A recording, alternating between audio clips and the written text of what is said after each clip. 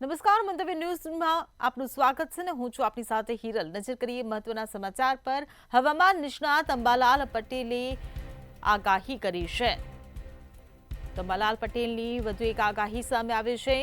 આગામી 20 ફેબ્રુઆરીએ પવનની ગતિમાં વધારો થશે। તો ઉત્તર ગુજરાત સહિત સાબરકાંઠામાં પણ ઠંડા પવન ફૂંકાવશે।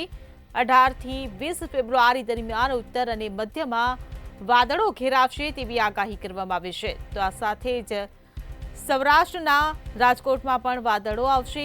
મહાશિવરાત્રિના દિવસે ઠંડા પવનો ફૂંકાવશે।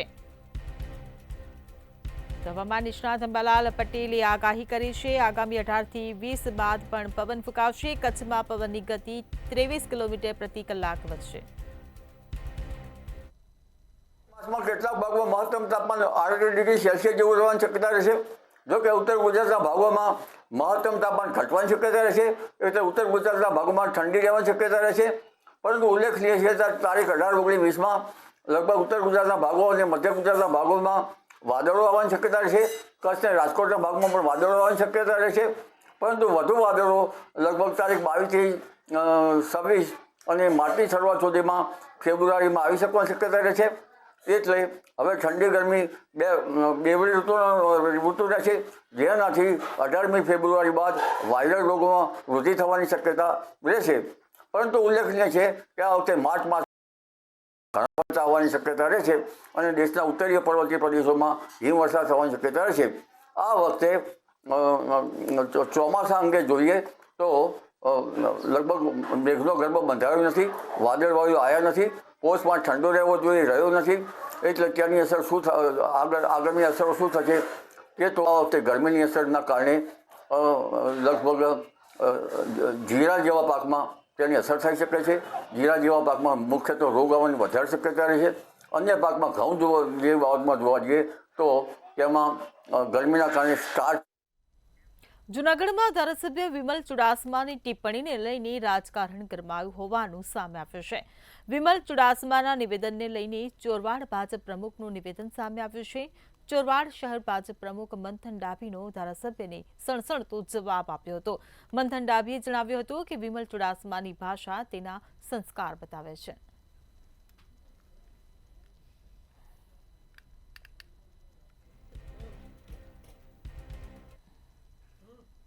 એક તો ગઈકાલની સભા હતી કોંગ્રેસની। વિમલભાઈ ચુડાસમાએ પોતાના જે તોછડાઈ વર્તનથી જે વાતો લોકોની સમક્ષ મૂકી છે કે ભાઈ સાંસદ શ્રી રાજેશભાઈ ચુડાસમા વિશે જે ગેરવર્તનથી અને તુકારો ભર્યો જે શબ્દો વાપર્યા છે, એક ધારાસભ્યને ક્યારેય શોભે જ નહીં।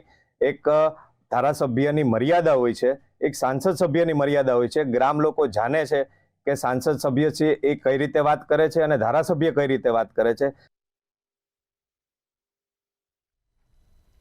જૂનાગઢ જિલ્લાની 6 નગરપાલિકાઓની આગામી ચૂંટણીને લઈને રાજકીય માહોલ ગરમાવશે। મતદાન પહેલા ચોરવાડમાં ભાજપ અને કોંગ્રેસ વચ્ચે તીખી જુબાની જંગ છેડાઈ છે। ત્યારે ગીર સોમનાથના કોંગ્રેસના ધારાસભ્ય વિમલ ચુડાસમા સામે ચોરવાડ શહેર ભાજપ પ્રમુખ મંથન ડાભીએ પ્રહારો કર્યા હતા। આ સાથે જ જૂનાગઢમાં કડવા પાટીદાર સંમેલનમાં હોબાળો મચ્યો હતો। રાજ્યસભાના સાંસદ મોહન કુંડારિયાની હાજરીમાં હોબાળો થયો હતો, તેમજ કોંગ્રેસના ઉમેદવારો દ્વારા વિરોધ કરાતા કોંગ્રેસના ઉમેદવારોને સભામાંથી હાંકી કઢાયા હતા।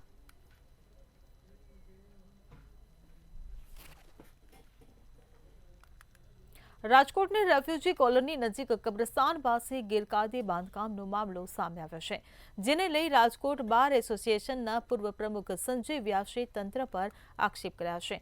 આક્ષેપને લઈ ફરી એકવાર ટીપી સ્કીમ વિભાગના અધિકારીઓ વિવાદમાં આવ્યા છે। અધિકારીઓ દ્વારા કોઈ કાર્યવાહી કરવામાં ન આવી હોવાના આક્ષેપ કર્યા છે। ઓનલાઈન ફરિયાદ બાદ પણ આળસ મૂકી દુકાનનું બાંધકામ ચાલુ રખાતા ફરિયાદી દ્વારા ફરીવાર ફરિયાદ કરવામાં આવી હતી।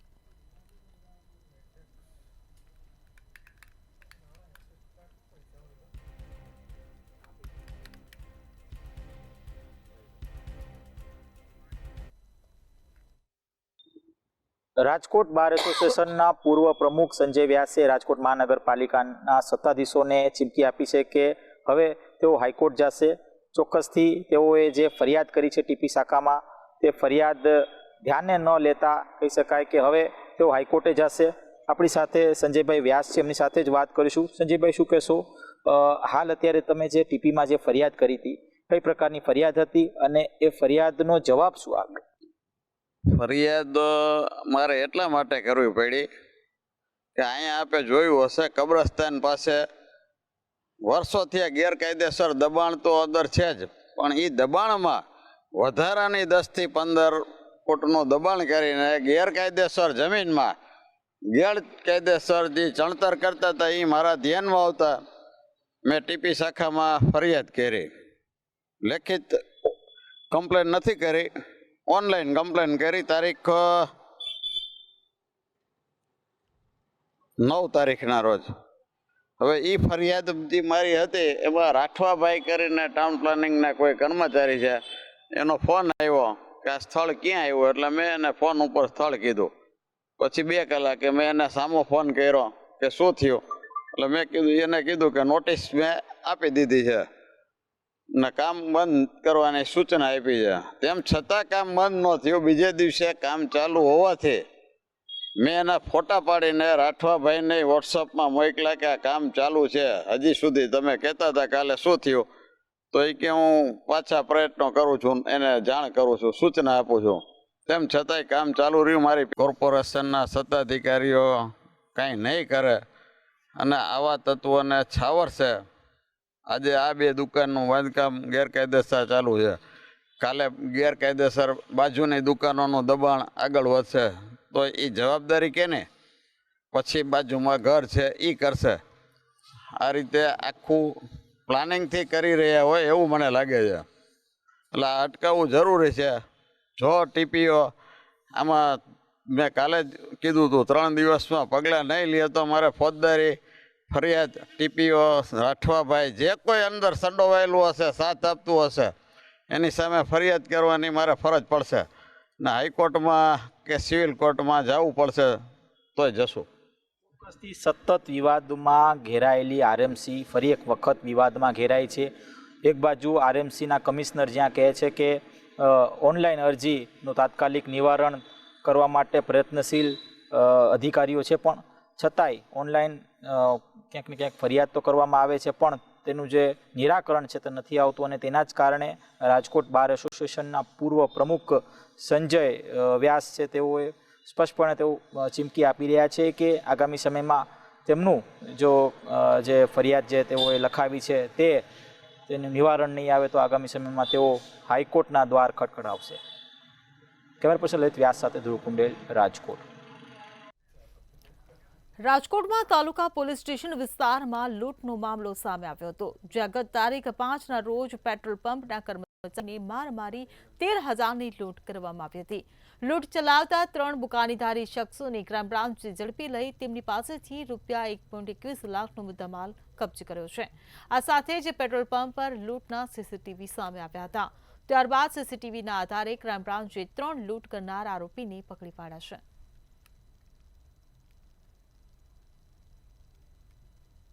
આવેલ એચપી પેટ્રોલ પંપ પર કામ કરતા એક માણસને બુકાની બાંધીને આવેલા 3 ઈસમોએ બેઝબોલના ધોકા તથા હથોડી વડે માર મારીને ખૂબ ગંભીર ઈજાઓ પહોંચાડેલ હતી. અને આ ઉપરાંત પેટ્રોલ પંપની ઓફિસમાંથી 13,000 રૂપિયાની લૂંટ પણ કરી હતી. આ ગુનામાં જે માણસને લાગેલ છે તેમને ખૂબ ગંભીર ઈજાઓ પહોંચી હતી અને બનાવની ગંભીરતાને જોઈને crime branch PI MR Gondaliya તથા પીઆઈ ડામોરની નીચે અલગ અલગ ટીમો બનાવીને આ આરોપીઓને પકડવા માટે પ્રયત્નશીલ હતા. ટેકનિકલ સોર્સ તથા હ્યુમન ઇન્ટેલિજન્સની મદદથી crime branch PSI AN Parmar તથા PSI મોવલિયાની ટીમ દ્વારા આ ગુનામાં પકડાયેલ આરોપીઓને પકડવામાં આવેલ છે. રાજકોટના મેયર કુંભ પ્રવાસના વિવાદનો મામલો સામે આવ્યો છે, ત્યારે આ પ્રવાસને લઈ કોંગ્રેસના કોર્પોરેટર અને મનપા વિપક્ષ નેતા વશરામ સાગઠિયાએ મંતવ્ય ન્યૂઝ સાથે વાત કરી હતી. ત્યારે વાત કરતા જણાવ્યું હતું કે ભાજપના પાપ છાપરે ચડીને પોકારી રહ્યા છે અને અંદરો અંદરનો વિવાદ જાહેરમાં આવી રહ્યો છે.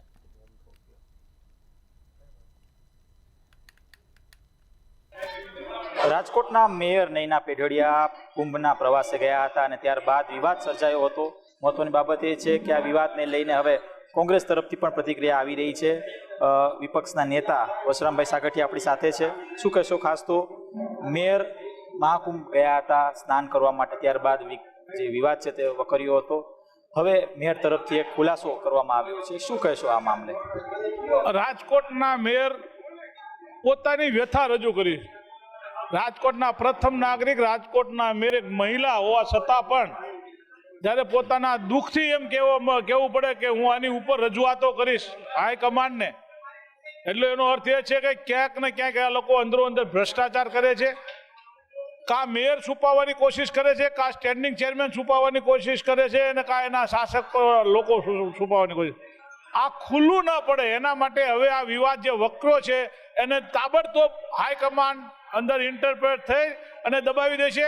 કારણ જો ભાજપનો ભ્રષ્ટાચાર બહાર આવશે તો જેટલી જ સ્પ્રિંગો દબાવેલી બધી ઉછળશે અને ભાજપનો ધનોત્પન્ન નીકળી જશે. ન નીકળે એના માટે આ લોકોનો પૂરું આયોજિત કરી રહ્યા છે.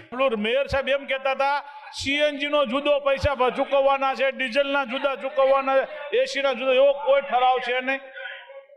ઠરાવ એક થયેલો છે. હું છેલ્લા 14 વર્ષથી કોર્પોરેશનમાં કોર્પોરેટ તરીકે છું એટલે કહું છું, એક ઠરાવ એવો થયેલો તો પદાધિકારીઓને જ્યારે ગુજરાત બહાર જવું હોય તો 2 રૂપિયા લેખે એના પૈસા ચૂકવવાના.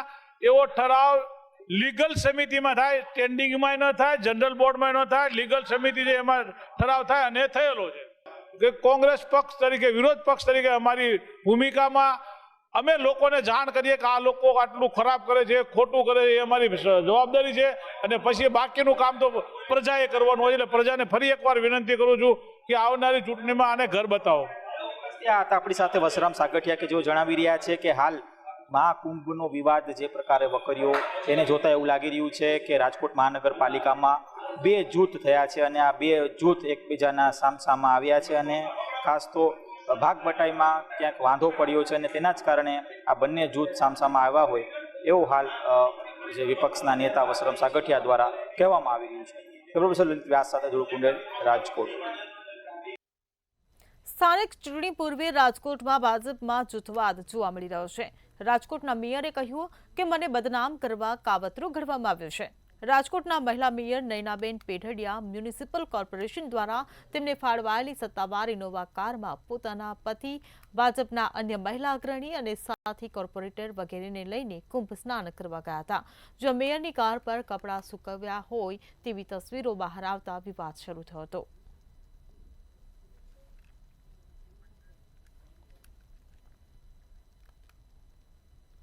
રાજકોટના વિછિયા પોલીસ પર પથ્થરમારા મામલે કોળી વિકાસ સંગઠને PM અને CMને પત્ર લખ્યો છે. સંગઠન દ્વારા રાષ્ટ્રપતિ અને ગૃહમંત્રીને પણ પત્ર લખાવશે. આ ઘટનામાં 84 લોકો વિરુદ્ધ ફરિયાદ નોંધાઈ હતી. ઘટનામાં કેટલાક નિર્દોષ લોકોને ખોટી રીતે ફસાવ્યા હોવાના આક્ષેપ લગાવવામાં આવ્યા છે.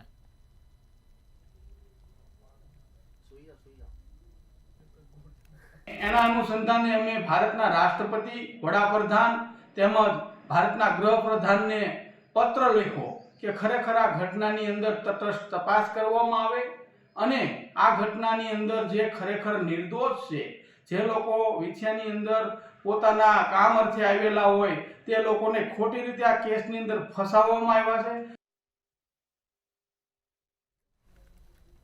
ભાવનગરથી હરિદ્વાર સુધી જવા માટે વધુ એક ટ્રેનની ફાળવણી કરવામાં આવી છે, જેમાં ગતરોજ ટ્રેનનો પ્રારંભ કરાયો હતો. ભાવનગર પરા રેલવે સ્ટેશન ખાતે કેન્દ્રીય રાજ્યમંત્રી નીમુબેન બાંભણિયાએ લીલી ઝંડી બતાવી ટ્રેનનું પ્રસ્થાન કરાવ્યું હતું. ભાવનગરથી હરિદ્વાર દ્વિસાપ્તાહિક ટ્રેન દર ગુરુવારે રાત્રે 20:20 કલાકે ઉપડશે અને શનિવારે સવારે 3:40 કલાકે હરિદ્વાર ઉપડશે. તેવી જ રીતે દર શનિવારે સવારે 5 કલાકે હરિદ્વારથી ઉપડશે અને રવિવારે બપોરે 12 કલાકે ભાવનગર ટર્મિનસ પહોંચશે.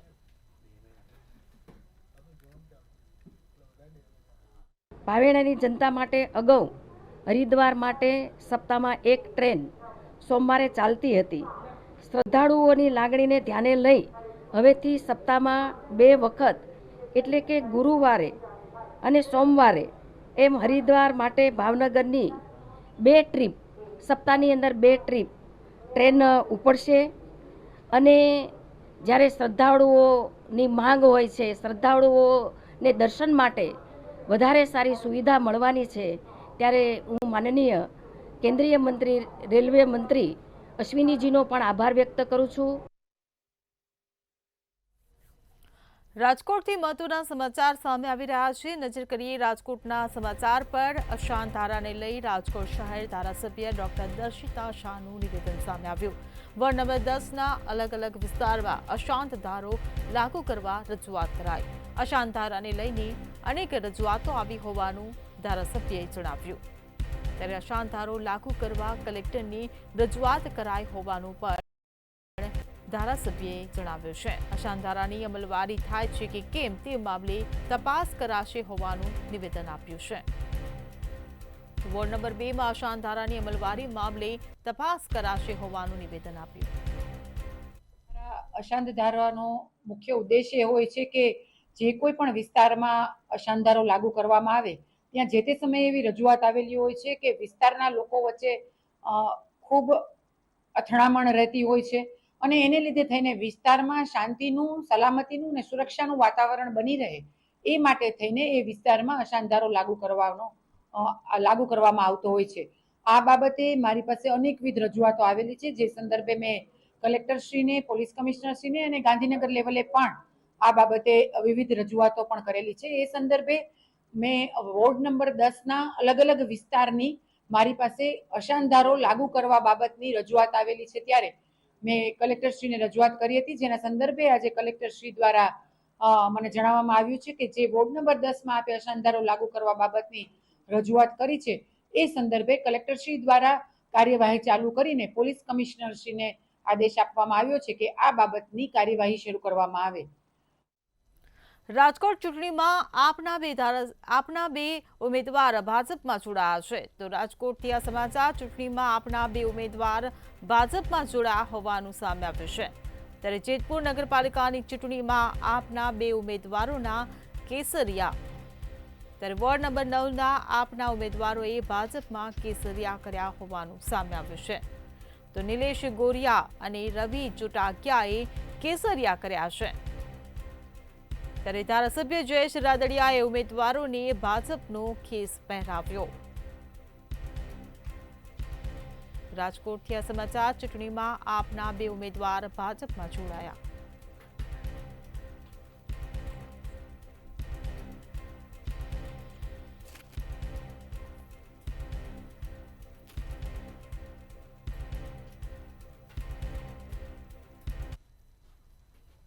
સુરેન્દ્રનગરમાં ચૂંટણીના પ્રચાર પ્રસાર પડઘમ શાંત થયા છે. તો સુરેન્દ્રનગરથી આ સમાચાર મળી રહ્યા છે. સ્થાનિક સ્વરાજ્યની ચૂંટણીને લઈને પ્રચાર હવે પડઘમ શાંત થયા છે. સુરેન્દ્રનગરની થાન નગરપાલિકાની ચૂંટણી રસપ્રદ બની. થાન નગરપાલિકાની ચૂંટણી માટે 107 ઉમેદવારો મેદાનમાં ઉતર્યા છે. તો થાન નગરપાલિકાની 28 બેઠકો માટે મતદાન યોજવામાં આવશે. ત્યારે નેતાઓ ડોર ટુ ડોર પ્રચાર માટે હવે મેદાનમાં નીકળ્યા.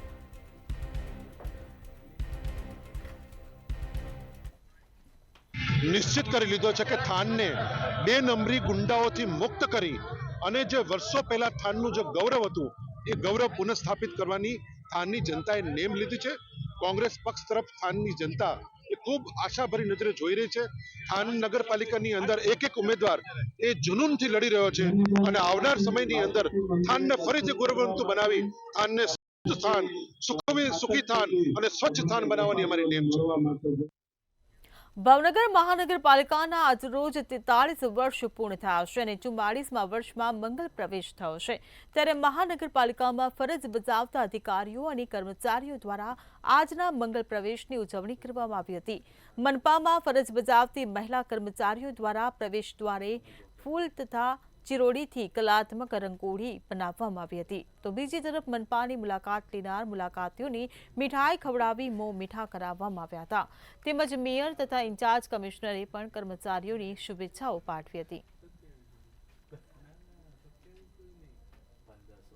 ભાવનગર મહાનગરપાલિકા નગરપાલિકામાંથી મહાનગરપાલિકા બની એ 14/2/1982માં તે દિવસથી દર વર્ષે ભાવનગર મહાનગરપાલિકાના જન્મદિવસ તરીકે 14મી ફેબ્રુઆરીના દિવસે ઉજવણી કરવામાં આવે છે.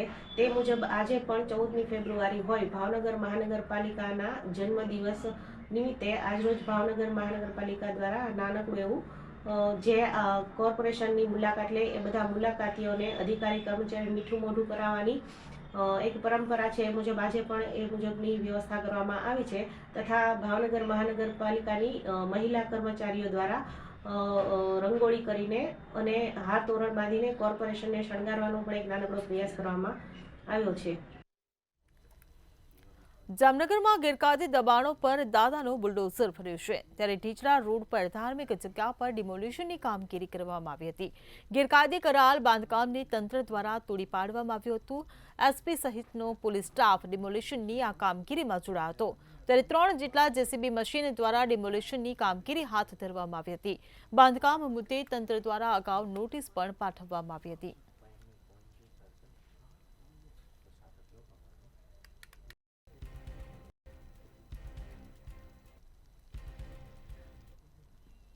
બોટાદના ગઢડા નગરપાલિકાની ચૂંટણી યોજાવાની છે ત્યારે આ ચૂંટણીને લઈને તમામ પક્ષ દ્વારા જીતવા માટે એડી ચોટીનું જોર લગાવવામાં આવી રહ્યું છે। ચૂંટણી પ્રચારના અંતિમ દિવસે ભાજપ દ્વારા શહેરના મુખ્ય માર્ગો પર વિશાળ બાઇક રેલી યોજી શક્તિ પ્રદર્શન કર્યું હતું। મોટી સંખ્યામાં ભાજપના કાર્યકરો બાઇક રેલીમાં જોડાયા હતા।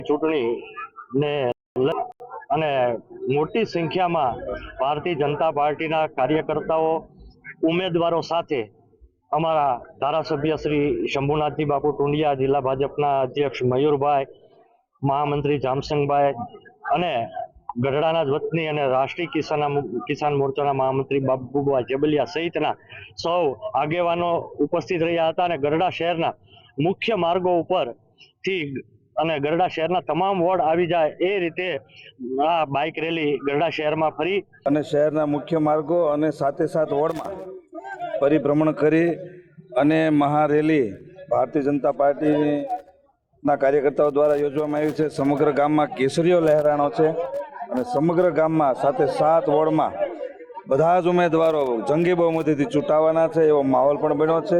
કાર્યકર્તાઓમાં, લોકોમાં, ગામને ખૂબ ઉત્સાહ છે। ભારતીય જનતા પાર્ટીનો છે અને ખૂબ સરસ મોટી સંખ્યામાં કાર્યકર્તાઓ હાજર રહે અને મોટી રેલી યોજવામાં આવી છે। બોટાદ નગરપાલિકામાં ભાજપના કાર્યકરો રેલી યોજી શક્તિ પ્રદર્શન કર્યું। ચૂંટણી પ્રચારના અંતિમ દિવસે ભાજપ દ્વારા બોટાદ શહેરના મુખ્ય માર્ગો પર વિશાળ બાઇક રેલી યોજી શક્તિ પ્રદર્શન કર્યું। ખૂબ મોટી સંખ્યામાં ભાજપના કાર્યકરો બાઇક રેલીમાં જોડાયા હતા।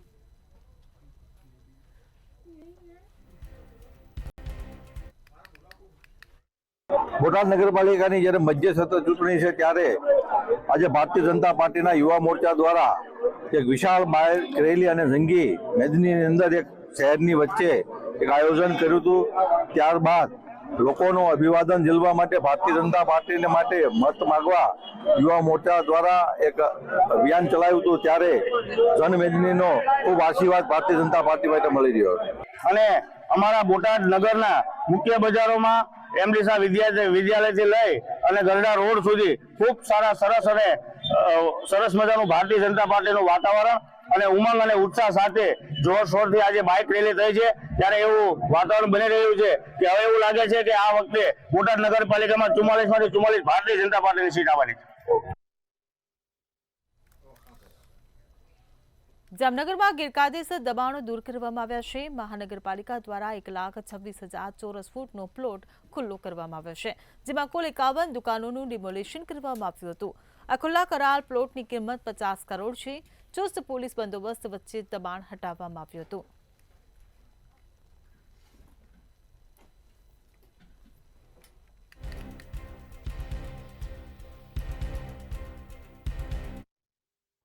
જામનગર શહેરમાં ટીપી સ્કીમ નંબર 1 અને જેનો ફાઇનલ પ્લોટ નંબર 59 કે જે મહાનગરપાલિકાને પોતાની પ્રોપર્ટીમાં મળેલો રિઝર્વેશનમાં આવેલો પ્લોટ છે જેની અંદર કેટલાક વર્ષોથી લગભગ 51 દુકાનો અજાણ્યા લોકોએ બાંધેલ હતી જેને આજ રોજ ખાલી કરવામાં આવેલ છે। જગ્યા છે આશરે 1.25 લાખ ચોરસ ફૂટ અને એની અત્યારની તારીખે બજાર કિંમત આશરે 60 કરોડ રૂપિયા થવા જાય છે। તો આ પ્લોટને ખુલ્લો કરીને હવે મહાનગરપાલિકા સર્વજન હિતાય લોકોના હિત માટે જામનગર શહેરની જનતાના ઉપયોગ માટે આ પ્લોટનો સદુપયોગ કરશે। બુલેટિનમાં હાલ બસ આટલું જ અને હવે નિહાળો મંતવ્ય ન્યૂઝ પર સીધો સંવાદ અમારા સહયોગી કુંજ સાથે।